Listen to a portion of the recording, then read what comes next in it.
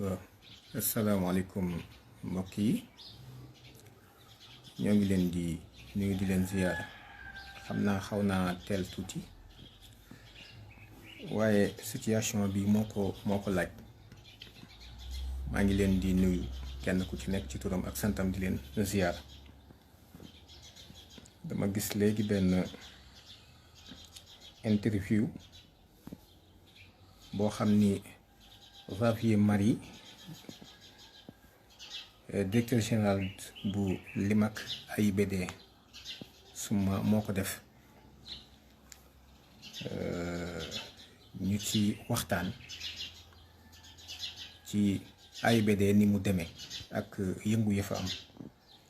waaye dafa am benn question buñ ko posé boo xam ni man dama cee gis réponse bu ma xaw a jaaxal tuuti. muy dañ ko laaj ni ko ngeen baal ma mu wax ko ci français ba pare soog a dikk ci wolof bi. Est-ce que vous avez mis une partie de votre personnel en chômage technique avec la fermeture de l'espace aérien sénégalais? moom directeur bi Xavier Marie ci laas la def interview mu ni non, personne n'est en chômage technique. L'aéroport est toujours ouvert. Nous recevons en moyenne 5 avions par jour. Il y a des vols cargo qui déchargent du matériel pour la lutte contre le coronavirus, comme les vaccins et autres, des vols de rapatriement, des vols sanitaires. Alors, biñ ko laajee ndax seen personnel daf ci am ñoo xam ne dañ leen a wàññi ñu dem ci chômage technique pour néggandiku ndax amatul luñ fay def, mu ni déedéet, ndax bis bu nekk danañ jot juróomi vol ci boo seetee li gën a digg doomu par bis. am na ay vol cargo yoo xam ni dañuy indi matériel, ay jumtukaay yoo xam ni ci la ñuy xeexee coronavirus bi. te jumtukaay yooyu bokk na ci ay vaccin, ay piqûre ak yeneen i mbir, ay vol yoo xam ni dafay indi ay nit walla dafay delloo ay nit jël si nit ci réew mi, rapatriement, ak ay vol sanitaire yoo xam ne xëy na seen jàngoro mooy laaj ñu jël si leen walla. waaw léegi nag man li frappé sama attention ci interview bi laas def ak directeur bi mooy vaccin yi mu tudd. tey jii ci àdduna, maanaam suuf si ñu nekkee, amul vaccin contre le coronavirus, amu fi. vaccin contre le coronavirus amul ci kaw suuf, amul. nit ñi ñoo ngi ciy gëstu. d'ailleurs gis ngeen sax polémique bi mu yëkkati woon bi Didier Raoult waxee ni moom am na ci ay pexe ci chloroquine bi. gis ngeen coow lu bari moo ci am. nit ñi ni ko loolu saytoo guñu ko ba xam ci dara. te xam ngeen ni protocole bi ñu teg pour génne vaccin moom moo gën a yàggati. ça va prendre encore beaucoup de temps. nit ñi ñoo ngi ciy gëstu. kon buñ neenu ay vaccin yu jëm ci xeex coronavirus mi ngi wàcc aéroport bu Dakar, dama ni ku tiitul da nga xamul la xew. loolu c'est pas vrai. amul benn vaccin bu am contre le coronavirus. alors loolu nag ñu war cee jàppee ni kon le président Macky Sall moom moo dugal vaccin yi ci biir Sénégal, parce que yaakaar naa ni ci état bu organisé lañ nekk. xanaa réew mi amul kenn ku am sañ-sañ jël ay commandé ay cargo def ci ay vaccin ak yeneen yu ni demee dugal ko ci réew mi te président yëgu. loolu moom xalaatuma ni am na. moom ak le ministre de la santé kon ñoom lañu interpellé directement ci vaccin yi muy wax ni mu ngi wàcc aéroport te ñëw fii ci Sénégal. te le président Xavier wax ko ci interview bi mu accordé laas ni Xavier Marie. donc loolu mooy benn mbir mi. waaye mbokk yi ma wax leen ni bu mu yem foofu. gis ngeen ni bërki démb yàggul dara Antonio Guterres muy secrétaire général bu Nations Unies ONU xam ngeen def na benn interview ci RFI di ci wax ni ay millions yi nit danañ dee ak ñoo jóg jàppale leen millions yi nit yooyu muy wax muy dee nag man xawma ci ban anam la ñuy deewee ci coronavirus bi xaw ma ko waaye wax na ko ba ay nit ñu bari jóg naqarlu ko ñaawlu ko ba noppi yi tamit am na ñoo xam ne sax tontu nañ ko jël seen xalima bind waaye millions yi nit yooyu muy wax ni dañuy dee lan moo leen di rey ci ban anam la ñuy deewee de toute façon coronavirus boo ko boole woon ak Ebola sax mënuñoo rey millions yi nit yooyu muy prédire ci Afrique mbaaru ci vaccination yi lañ bëgg a jaare beneen bi ci des tamit gis nañ ni am na ay lobby yu impliqué wu di activé wu complètement ci wàllu vaccination ngir wane ni adduna bi actuellement dafa toll ci surpopulation cette surpopulation mondiale nag bi nga xam ni moom la ñuy wax ni ressources yi fi nekk te duñu ay ressources renouvelables nit ñi attatuñ ko ku mel ni Sarkozy moom dégg ngeen ko mu ci activé wu bu rëy Afrique actuellement dañoo bari kon il faut ñu gérer seen problème mu démographie loolu tamit ngeen xam ni Bill Gates gisee na ak président Macky Sall waxtaan ci ak moom ci problème mu yooyu. léegi nag sénégalais yi yaakaar naa ni waxuma la l'heure est grave mais l'heure est plus que grave su fekkente ni dañuy toog mbirum coronavirus bi ñu gis ni am na ay réew yoo xam ni infection généralisée lañu tànn ñoom comme stratégie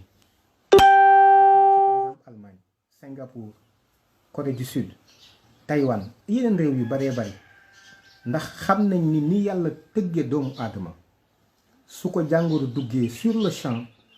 la am ay système immunitaire am dana produire fi nekk nii ay jumtukaay yoo xam ne si dana mën a xeex ak jàngoro jooju ba tax na ñoom xam nañ ni ñi ci war a dee mënta ñàkk am na risque waaye yeneen stratégie yi gis nañ ni ñoom stratégie bu am solo ba démb am na ku ñu invité ci kilifa yi nga xam ni si ñoom ñoo ŋànk mbir mi bi ñu tuddee stratégie boobu rek sur le champ la ko dóor ak loxoom daal ni boobu baaxul ba ca baax ak bu ci baaxul man dugguma sax ci loolu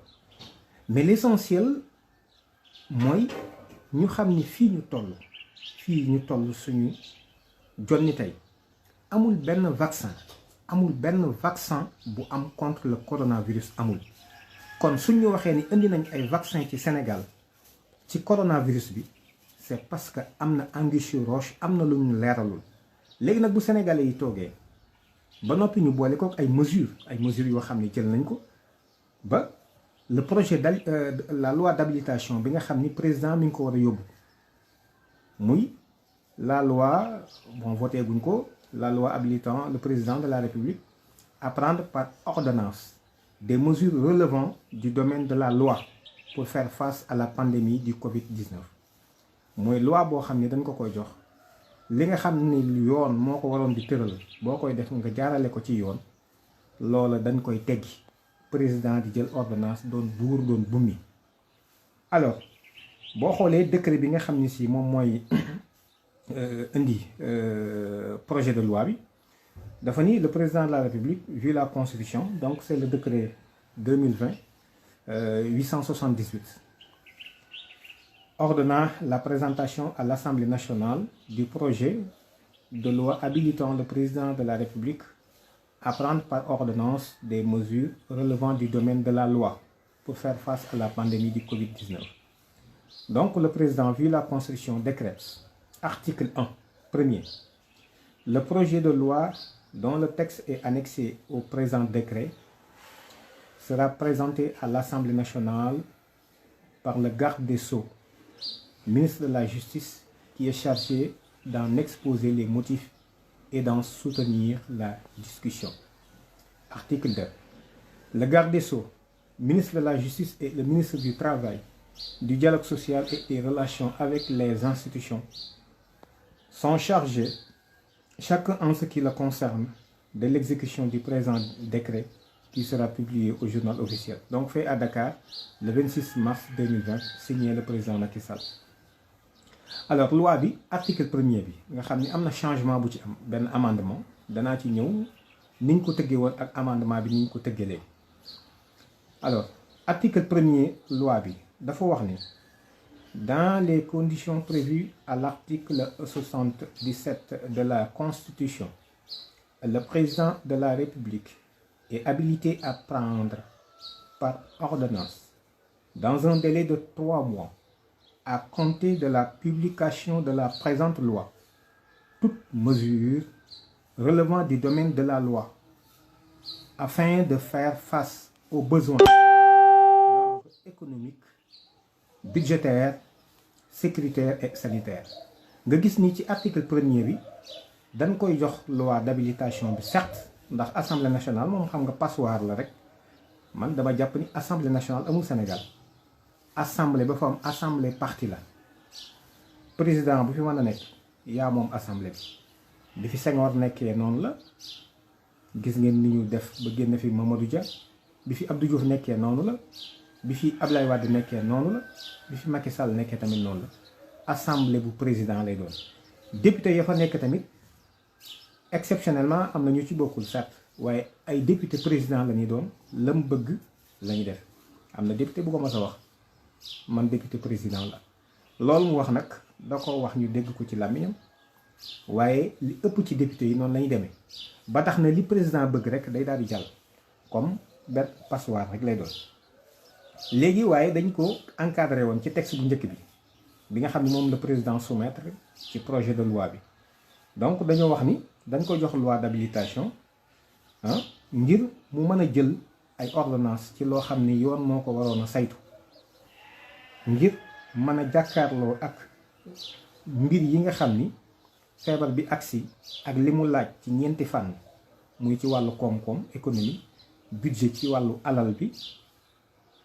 alal loo xam ni daf koy laaj ñu soxla xaalis nga xam ni soo bëggoon a tey génne xaalis boobu mën naa am ay procédure wala ci wàllu sécurité lu jëm ci wàllu sécurité ak lu jëm ci wàllu wér-gu-yaram santé ñeent yooyu lañ waxoon. léegi nag amendement bi nga xam ne moo am te mu nekk nii xëy na dama xamul ndax da ngeen ko gisam déet xaw ma ndax leer na donc amendement boo xoolee mi ngi noonu. Je sais pas est-ce que leer na wala leerul alors amendement bi dañuy wax amendement bi article 1er dañuy supprimer d'ordre économique budgétaire et sanitaire remplacé par de tous ordres notamment économique budgétaire financière juridique sécuritaire et sanitaire loolu amul lu mu leen wax de tous ordres maanaam président moo doon buur di bummi ci fànn yépp lu ko neex lay def nu ko neex la koy defee. alors kon bu ma récapituler président mi ngi jëm ci 3 mois yoo xam ni moom mooy def lu ko neex ci fànn yépp nag léegi doonatul ci ñeenti fànn yi ñu waxoon rek ci début projet de loi bi doonatul ci ñeenti fànn yooyu rek waaye de tous ordres lay doon maanaam fànn gum mën a doon président daf ci am sañ-sañ. léegi dootuñu ci topp yoon waaye moo cay dogal la mu ca bëgg a dogal muy benn élément. deuxième élément bi léegi dugal nañ ay vaccin ci biir réew mi yoo xam ni dañoo wax ni ay vaccin contre Covid 19 bi la mu deuxième élément te vaccin amul ci kaw suuf si ñu dund xaw ma nag mars mu am fa wala mu am feneen mais ci kaw suuf si ñu am vaccin contre Covid 19 amul. dugal nañ fi lu ñu présenté comme ay vaccin bu ma sukkandikoo ci. directeur AIBD moom li mu wax Xavier Marie muy ñaari élément amendement bi ak lan ak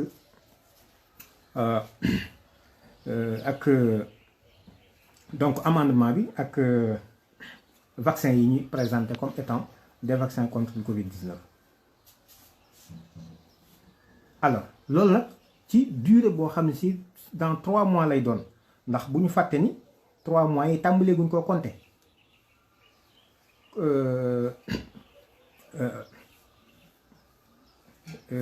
état d'urgence bi moom 12 jours kese la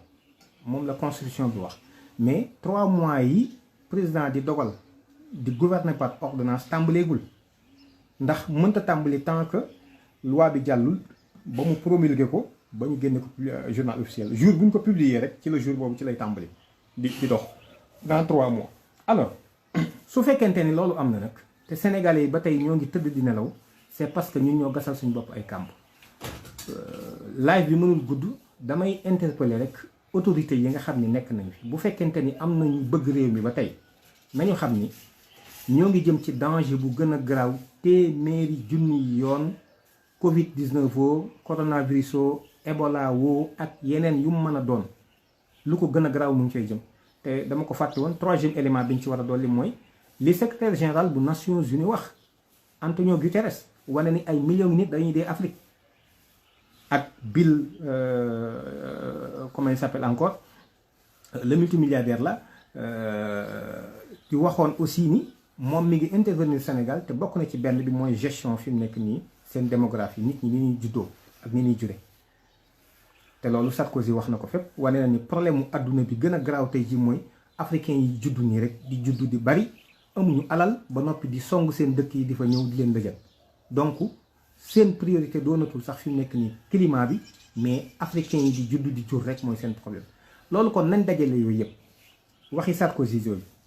boole waxi Antonio Guterres mi ni ay africains yu bari danañ dee ay millions Sarko wax ni problème bi posé wu ci àdduna tey mooy la démographie mondiale te Afrique moo posé problème bi muy ñaari wax. ñetteel bi aussi Bill Gates wane na ni moom dana intervenir fii ci Sénégal ci ñetti fànn te benn bi mi ngi jëm ci problème mu njur gi ak lu ko gérer maanaam lu fexe ba wàññi njur gi muy ñett. ak ku ne xam na ni mu yëngoo ci wàllu vaccination am na procès bu mu amoon Inde actuellement fi mu nekk nii mi ngi wëlbatiku ci Sénégal beneen bi ci des nag ñu daal ñuy présenter ay vaccin yoo xam ne encore une fois amul ci àdduna vaccin contre le coronavirus amul ci àdduna amul léegi ñu nee nañ ñu vaccin yi agsi na Sénégal ñeenteel bi président tàmbalee di jël ay jumtukaay yoo xam ni mooy doon buur mooy doon bummi ba nga xam ni la mu demandé woon sax député yi ni leen may leen ma ko député yi may nañ ko bëgg nañ koo may lu ëpp loolu ndax dugal nañ benn amendement boo xam ni président ci fànn yépp mooy buur di bummi lu ko neex def nu ko neex la koy defee na ko benn waay waxee woon rek président bu ne ma bësal man ñaar yoon lay bës nga xam ni lam leen demandé woon sax ñoo ngi koy jox lu ëpp loola ñeenti fànn lañu wax sañ-sañ muy ci wàllu économie ci wàllu budget ci wàllu sécurité ak ci wàllu santé lu jëm ci wàllu wér-gu-yaram waaye fi nekk nii nee nañ ko nag de tous ordres yaa ciy dogal lu la neex yaa koy dogalee nu la neex. alors loolu nag su fekkente ni am na kon may interpeller kilifa yi réew mi rawatina kilifa yi diine yi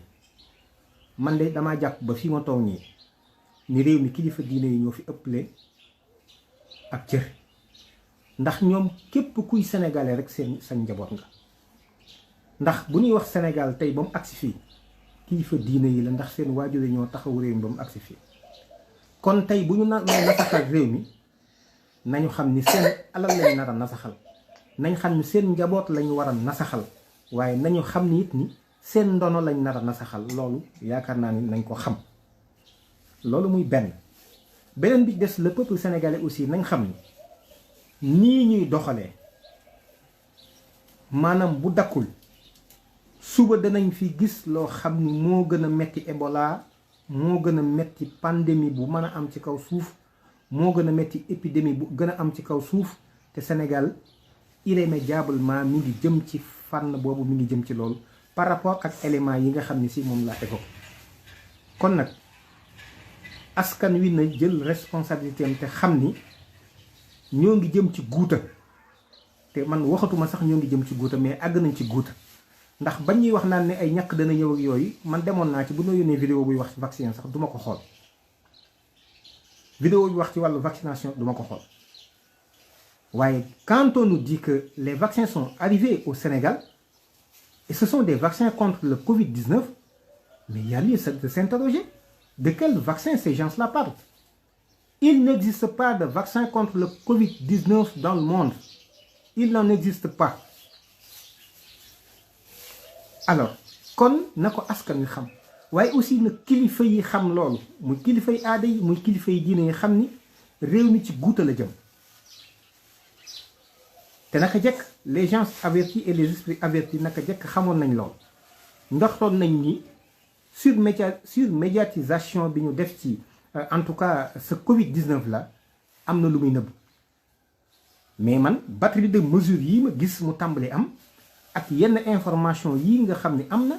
ak yenn prédiction yi nga xam ni si lu mel ni Antonio Guterres defoon na ko ak gis-gis yi nga xam ni ku mel ni Bill Gates ak Sarkozy la ci am ci la circulation de la africaine le problème de la démographie en Afrique loolu dama ni y a lieu de s'inquiéter man nag mënuma ci lu dul la ma ci xam ma wax ko ak jël risque yi ci aju aussi jël risque yi ci aju man loolu dong laa man léegi nag su fekkente ni dañuy xam te tànn fëggaat suñu njegenaay daal di tëddaat nañ tëdd li agsi ñoo koy gisandoo ñun ñëpp su fekkente ni nag ce peuple là dafa bëgg a assumer wu nañ assumer wu xam ni réew mi Macky Sall moomu ko ku dul Macky Sall aussi moomu ko ce Sénégal là appartient à tous te kenn ku ci nekk warteef la ci yow nga taxawu askan wi taxawu réew mi en tout cas ñun de en tant que jullit bokk na ci gëm yàlla bëgg suñu réew bëgg sa réew bokk na ci gëm yàlla ba tax na kon li ñuy def dañ ko dugal ci gëm yàlla ak it xam ne yàlla dong moo man dara du sotti ndudul da ko neex dara mënta amit dara du loolu mooy la mu bëgg te loolu moo la mu dogal ba tax na askan wi nañu xam loolu kilifa yi tamit nañu xam loolu nañu xam ni réew mi ci guuta lañ jëm man naka jëkk je me demande bambulaa bee di am palais ku nekk ñu recevoir la ci loo xam ne yow benn feebar la boo xam ne dafa am mais juste y a lieu ñu xool ñi nga xam ne si seen xam-xam màcc na ci lool bu fekkee laaj nay ñu fexe ba virus bi aussi du propagé wu ci réew mi jéem a xool stratégie buñ ci dugal man waxuma ni baax na waxuma ni ñu xool la meilleure stratégie à asseoir pour fexe ba protéger les Sénégalais man yaakaar naa ni loolu rek la woon mais soxlawul ku ci nekk nga recevoir ko di coow di wax loo xam ni lu nekk jaar na fi les gens di entre di ku ci ne jàpp fa nga jàpp di xëcc tey ñu bëgg ñoo ñëw ni woy tout le monde ñu aligné wu véritablement on va donner tous les pouvoirs au président lu ko fi jar et voilà qu'il nous annonce maintenant qu'il y a des vaccins contre le Covid-19 et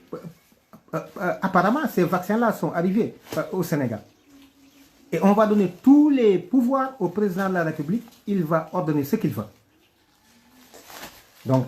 ma xam ni kon mbir la moo xam ni si man li ma ci man te xam ko mooy wax ci li ma ci xam aviser nit ñi alerter leen man foofu la sama kàttan yoon mënuma ci leneen maa ngi leen di sant di leen gërëm di leen ndokkeel wasalaamualeykum wa rahmatullah wa barakaatu.